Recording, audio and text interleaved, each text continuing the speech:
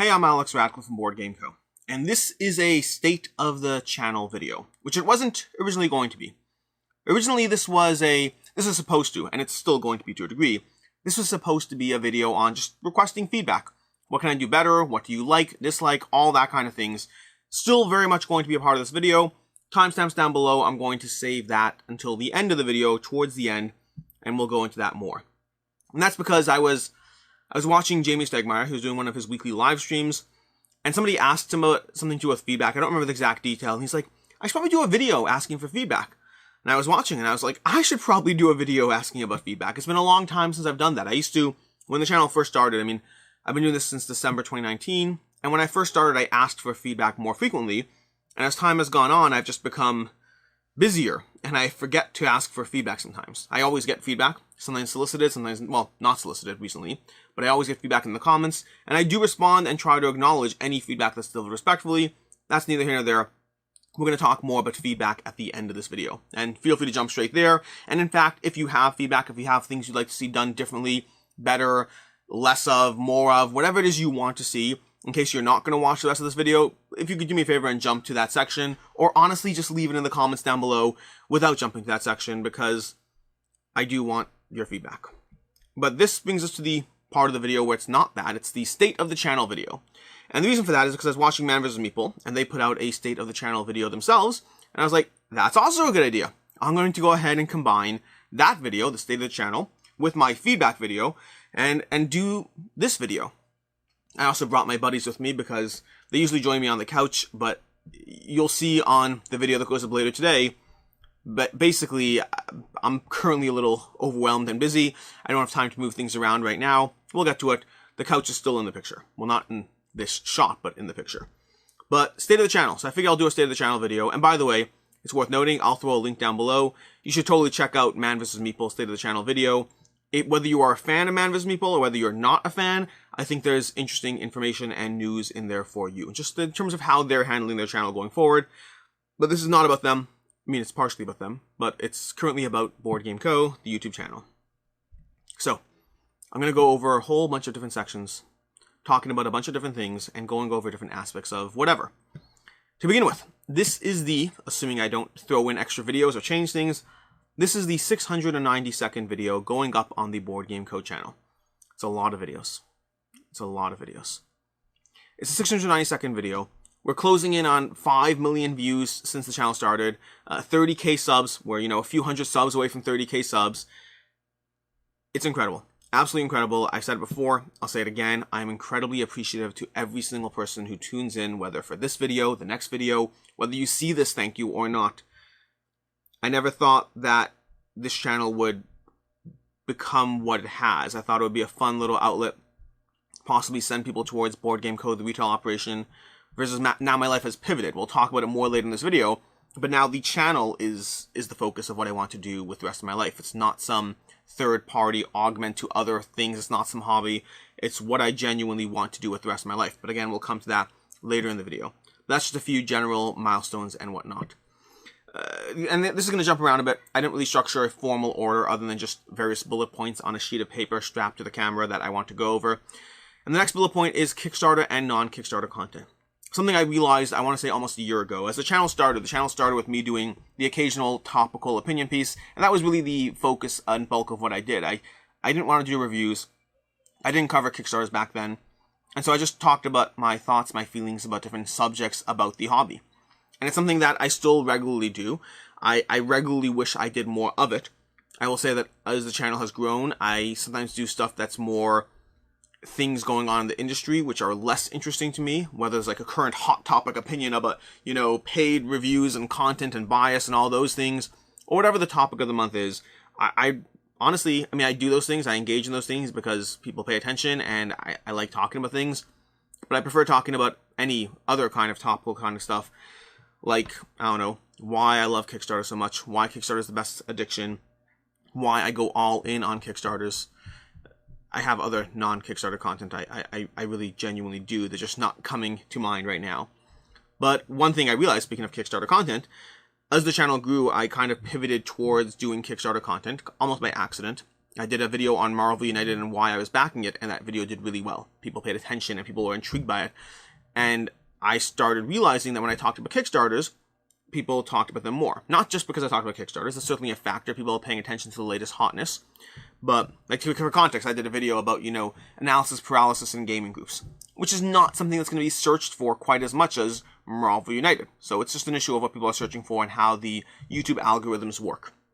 But as I started drifting towards doing more Kickstarter content, I realized that for the long-term growth of the channel, I can't only do Kickstarter content. Yes, I talk about Kickstarter. Yes, it's a huge focus of what I do. I would argue a good 50% or more of the reviews I do are likely Kickstarters. I haven't actually looked at the numbers, but probably a bunch of them are. I cover a lot of prototypes that are not yet out, and so I get into that. I also do my Should You Back It's, and my most popular recurring segment is going to be my Monday to Back or Not, where I go over all the Kickstarters. But I've also made sure to drift away from exclusively doing Kickstarter content. I've made sure to drift away from talking about just Kickstarters to talking about regular reviews and back to topical pieces and play this, not that, and list videos or whatever it is. It's important to cover all kinds of different things because Kickstarter only, to a certain extent, will limit just like the amount of things I can talk about. I don't want to be a Kickstarter only channel. I don't mind talking about Kickstarter, but I don't want it to be the only thing that I do. And so I think I've managed to branch away from it being exclusively a Kickstarter channel. As far as reviews are something that, again, I didn't start doing reviews when I first started doing this. I actually have a Patreon, I think it's a Patreon exclusive video, where I talk about why I don't want to be a board game reviewer. That was before I was a board game reviewer. Or at least I think it was as I was transitioning. And there were a bunch of reasons I didn't want to review board games. A variety of ones. I don't like being critical. I am critical. I think it's important to be critical, so I try to be, but I don't like being critical. I didn't love the idea of playing games that were just coming out as opposed to playing games that the market had validated. I used to take a stance of, I play games that people have said are good for the past 2 years. So that's why I play them. And that saves me a lot of time from playing all these games that people talk about for 3 months and no one talks about ever again. There are a lot of reasons I don't want to be a board game reviewer. I'm very happy being a board game reviewer now. There's a lot of other aspects to it that are enjoyable. There's a lot of pros and cons attached to the general idea. But reviews on this channel are generally, and I imagine always, going to be a bit of a self-doubt and anxiety and all these different things around the conversation because, and again, this is covering some things we've talked about on the channel before. You may or may not have seen them. But just the idea of do no harm, of trying to be as positive as possible, trying to help various publishers while also trying not to do a disservice to the audience means no matter what you do, you're going to have to let someone down somewhere. And that's okay. I know I'll let someone down. The angst part comes from the fact that I never know whether I'm towing that line exactly correctly.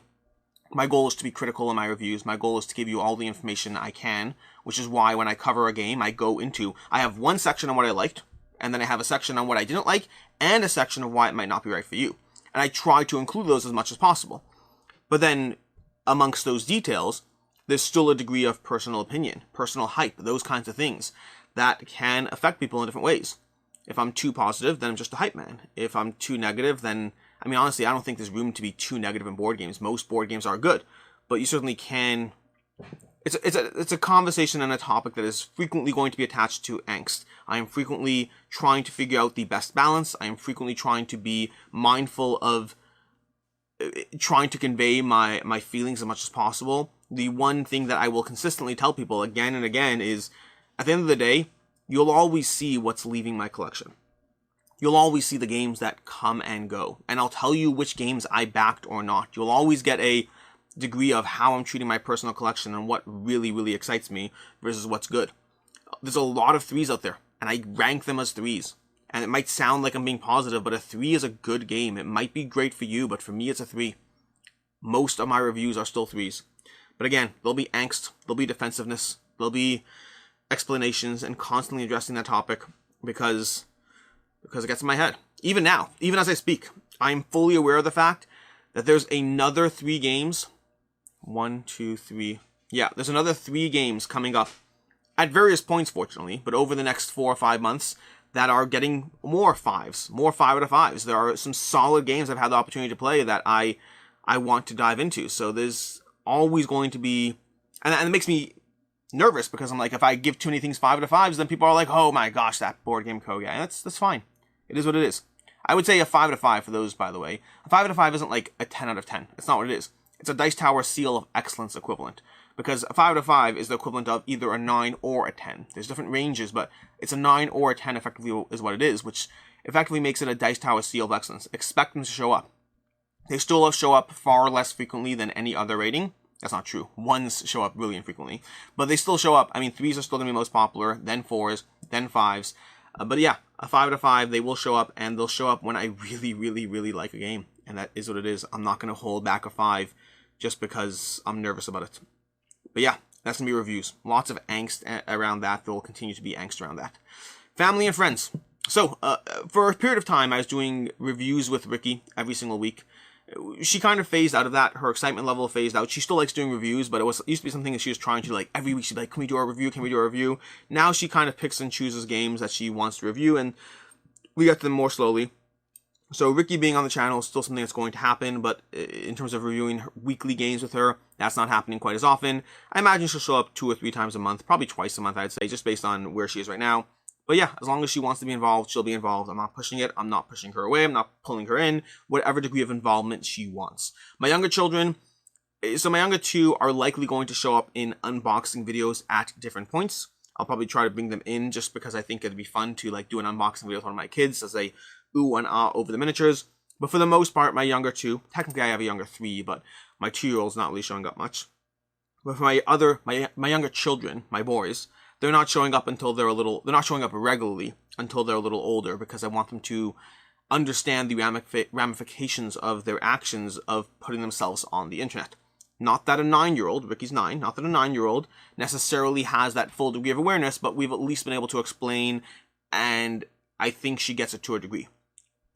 So it's the balance of trying to loop in family. Like, we don't have pictures of our kids on social media. I remember hearing once somebody's talking about how we live in an age where we as adults, we had, and whoever you're watching, you may or may not be an adult. I don't know who you are. Hi, nice to meet you. But we as adults had a degree of choice over our presence online, over our presence on social media. But to many people, they're growing up in a way that they don't have that choice. When they turn 20, they have their whole life on social media because their parents chose to put it there. So you're taking away that degree of locus of control, that choice, that free will over what their online presence will be and to what extent. And the first time I heard that, we used to post pictures of our kids on Facebook when they were like younger. But the first time I heard that, we just stopped. I was like, it's such a good point. We're not letting our children choose. And so yeah, so Ricky is old enough to choose. The others not yet, not much, so they'll show up infrequently. But that's going to be that aspect. As far as Rena and friends and whatnot. So Rena's still showing up. We're still doing playthroughs on a semi-regular basis. Not as often as I'd like, but definitely want to do more of them. She also occasionally reviews games with me, shows up in list videos. She'll still be around on a regular basis, and we have our monthly video, what we did and didn't back, where she guesses what I backed and then adds her own, whatever's onto the list. Friends. Shira is clearly on the channel because you've seen her a lot. She is more and more drifting towards the Quackalope side of things, just by the nature of she's less and less available. But she'll still show up in videos, as will Jesse, as will Quackalope, as will, I don't think other people in my game group necessarily will. I'm not against them, but they haven't expressed an interest, and I'm certainly not asking or pushing them to show up on the channel. Past that, there'll be people who show up. I have a lot of friends in this industry at this point, and whenever they show up, drop by, or when I go to them, people will show up in different videos because it's fun to have that. Playthroughs. Not a lot of information about playthroughs, but I got this set up over here. You can't really see it, but it's right above my head. In fact, you know what? Let me go ahead and... So, this is giving me my overhead camera. It's screwed right above over there. In fact, it's screwed to the same thing that the mic is screwed to. So there's a mic right in front that's a whole overhead cable.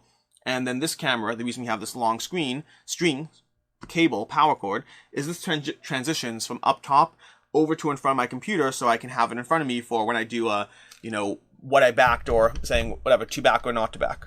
Let's go ahead and screw that back in. No dropping. Perfect. Yeah, so that's going to be the overhead rig. I ran a GoFundMe quite a while ago for that in order to start doing playthroughs on the channel.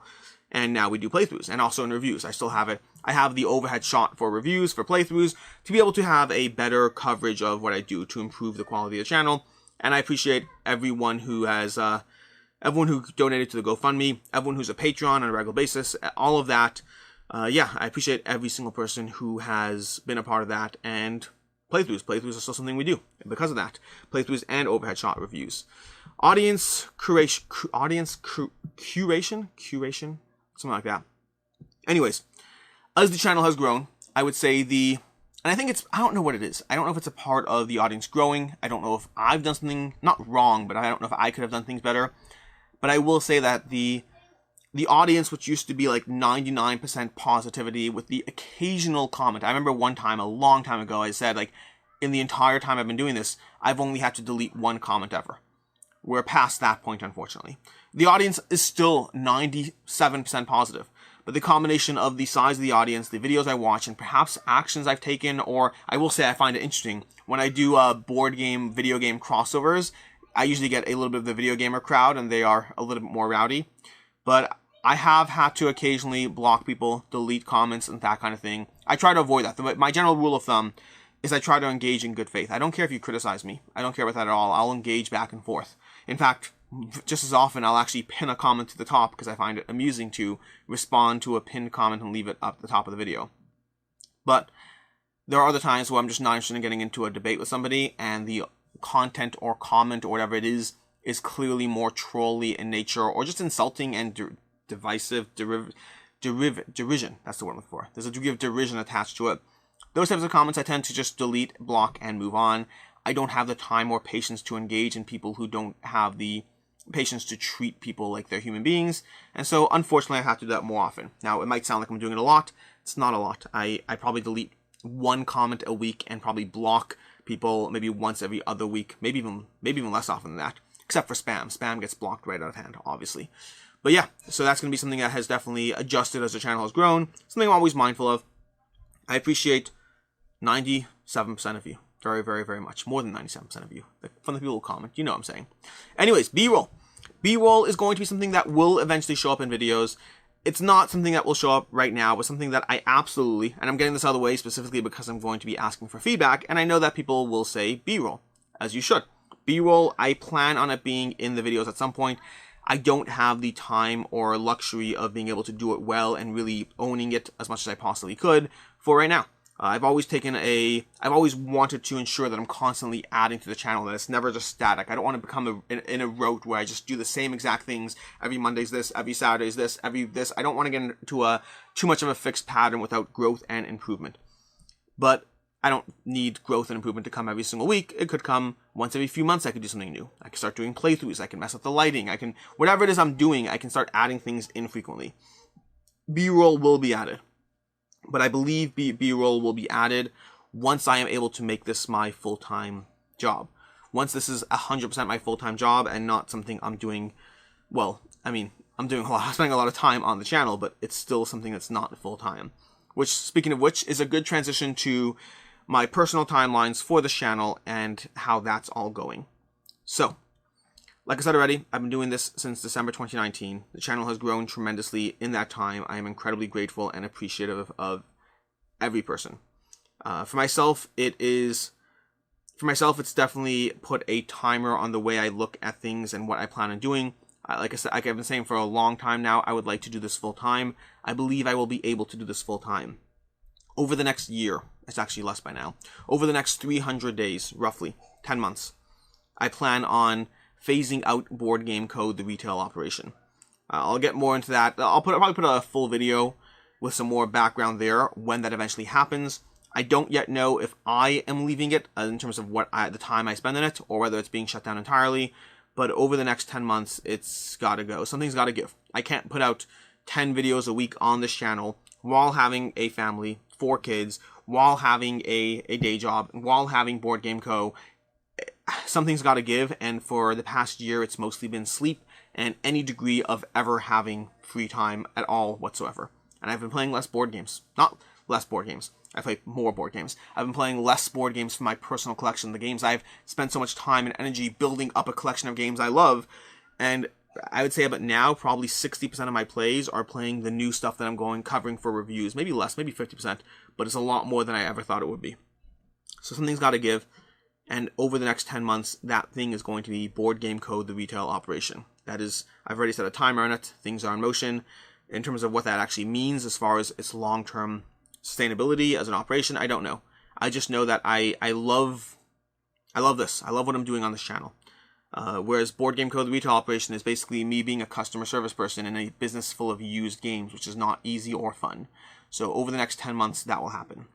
Past that, as far as my day job, I don't have a firm timeline on that, but that as well, I hope to either phase that out completely or go part-time in it at some point in the future. And again, these things are all balances. They're balances of what the choices I have to make to actually be able to support a family of 4, because I'm not some single person with a channel in my basement who's just trying to support a hobby of games. I have, and I say family of 4, I always say it wrong. I have a family of 6, a family with 4 kids. But yeah, family of 6 is not cheap. And so the balances I'm making are about partially financial sustainability, partially it's also I just can't walk away from responsibilities I have without any degree of warning, notice, or phasing out. So I would say that my day job that I spend a lot of time at, is going to likely be pivoted towards either part-time or just phase out entirely. That one likely over the next 2 or 3 years, maybe less, I don't know for sure. But again, keep in mind, just in terms of my time, where my time goes, I spend about 3 hours a day on Board Game Co, the retail operation. So when that's gone, I suddenly have 3 hours a day back, which is a great time to start doing B-roll. 3 hours a day. I don't need to spend 3 hours a day on B-roll. B-roll, by the way, for context, probably adds somewhere between 20 to 40 minutes per video, depending on how good you are at taking the B-roll and then editing the B-roll into your video. So it's not a small amount of time. But so that's going to be my personal life and timelines. Board Game Co going away in roughly 10 months, and then my day job in roughly 2 years or so. And again, that's not probably, I don't think it's going to go away so much as become part-time, but maybe I spend 3-4 hours a day at my day job instead. And there's a lot more context as to why I believe that's actually a thing, but based on my involvement in my day job, I believe that's how it will, it's more likely I'll go to part-time than walking away completely. But that is going to be personal timelines. Personal life. Personal life, I'm having a blast. This is, again, there's a reason I want to do this full time. I get to be involved in the space in a way that I really enjoy. And I got to rub shoulders with people who I've looked up to for years. I mean, the fact that I can be in a video with Jeremy Howard, with Tom Vassell, with Eric Lang, with any number of, with Board Game Coffee, the fact that I can in any way be associated or involved with people who are just part of this hobby that I love is so cool for me. It's so ridiculously cool. I'm enjoying myself. I'm pushing myself, but I'm doing so for a reason. I'm doing so with a reason and an understanding of the things I'm trying to do. I frequently watch Tom. Tom is always asked in his Q&A, he's like, oh, do you still love games or stuff like that? And he's always like, yes, I still love games. Yes, it's incredible that I can spend my full time being involved in games. And that is astounding to me. I'm having a ton of fun doing this. It's an absolute blast. I'm incredibly privileged to be in a position where I can potentially leave work to do something that is fun and have that be my life. There's a reason I express appreciation whenever these types of videos come up, and it's not a rote thing. Every person who watches, every person who tunes in, every person who subscribes, every patron, every single one of you, every commenter, liker, everything. It's all part of just a degree of good that I am incredibly grateful for. Past that, personal life, again, there's cons too. The cons are I'm pushing myself. The cons are I play less games for fun.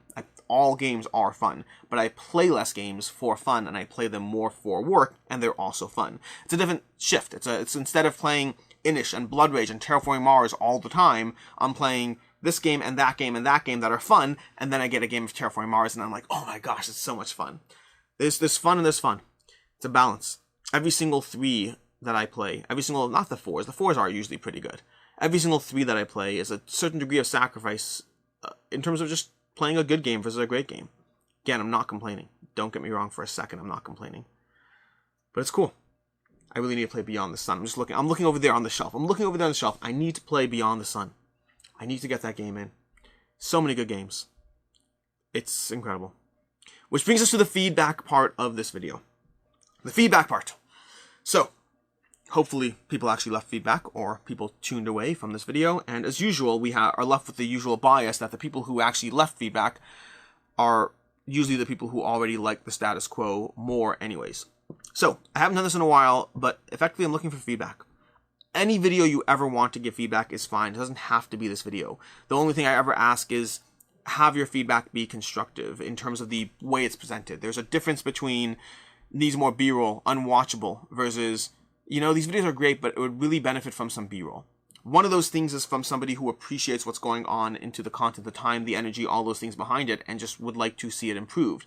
The other person's just a jerk. But as far as feedback, whether it's delivered in a jerky manner or not, honestly, that's just I would say the way you deliver it's more about you and the value you're bringing to this world. For myself, the thing I look for is not how it's delivered, but rather the frequency of it. A single comment giving a piece of feedback, I will ignore. I have to. You can't make everyone happy, and I'm not going to pivot or adjust around a single person unless I happen to agree with that single person and want to do that anyway. If I'm looking for someone to give a certain piece of feedback, it's different. But for the most part, it comes down to the frequency. For the most part, it comes down to how many comments show up around a certain thing. So, for example, I've done playthroughs, and I'll always get a piece of commentary on different playthroughs saying, oh, you know, X, Y, and Z could have been done differently. And I won't really care. I'll note it and move on. But then, for instance, in Scarface 1920, there were a lot of comments commenting on how messy it was and how disorganized the teach was and how people weren't really following what was going on. And when you get enough comments, I pay attention to the frequency of the comments because that usually means something's going on. It doesn't mean every single person has to comment, but usually singular comments are singular for a reason, and comments that show up 15, 20, 40 times in a video also showed up 15, 20, or 40 times in a video for a reason. So this is the video where I specifically asked for feedback. What can I do differently? What can I do better? I won't be listening to every single person because I can't. But I'll be notating, collecting whatever degree of things that you think I could do differently or better. Should there be, and don't let any of them saying bias you, although obviously it will, because why wouldn't it? Should there be fewer videos on the channel? Should I split up my reviews into a separate channel? I probably will be doing that at some point in anyways, but I don't know the details. We'll see. Should I be splitting things up into 2 different channels so the content's not being overwhelming? Right now I'm doing 2 videos a day. Maybe that's too much. Maybe you've started tuning out because of it. Are the playthroughs not worth watching? Do I not explain rules very well? Do you, I don't know, more B-roll? Don't put more B-roll. I already know. We're working on it. It's going to happen at some point. Whatever that feedback is, again, ideally constructively phrased, ideally polite in its delivery, but ultimately I'm looking for just anything. It doesn't have to be critical either. It could be things you'd love to see added. Hey, I'd love to see more interviews with designers. Maybe. Honestly, that's a hard one, by the way. People don't actually watch interviews that much. It's very, very hard to do well.